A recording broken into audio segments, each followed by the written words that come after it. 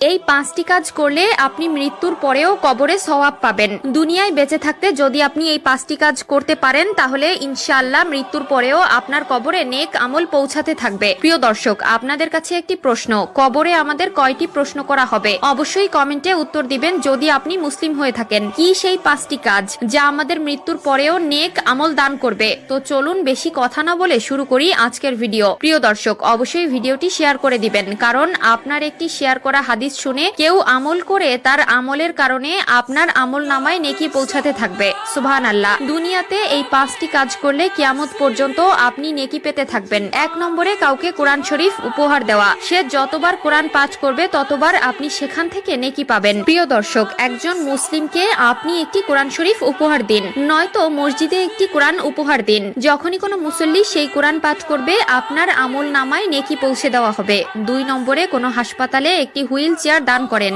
এই wheel chair যতবার মানুষ ব্যবহার করবে ততবারই আপনার আমল নামায় নেকি লেখা হবে। এমনকি আপনি যদি মারাও যান এই নেকি আপনার কবরে পৌঁছাতে থাকবে। 3 নম্বরে মসজিদ বানানোর কাজে অংশগ্রহণ করুন।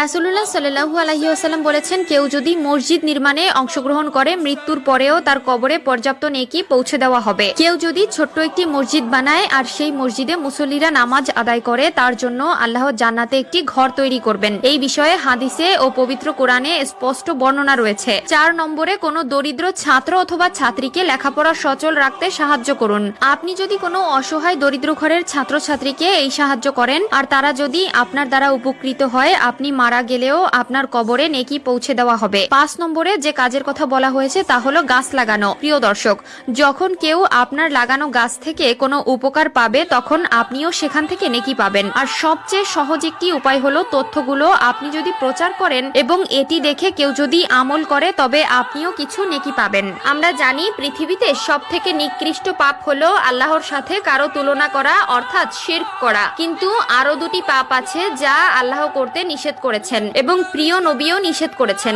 1 নম্বরে যে পাপের কথা বলা হয়েছে সেটি হলো আত্মহত্যা করা। আল্লাহ তাআলা বলেছেন, তোমরা নিজেদের হত্যা করো না, কারণ যে জীবন তোমার দেওয়ার ক্ষমতা নেই সেই জীবন তোমার নেওয়ার ক্ষমতাও নেই। মনে রাখবে, আমার সামনে তোমাদের দাঁড়াতে হবে এবং তোমাদের সকল পাপ পুণ্যের হিসাব দিতে হবে।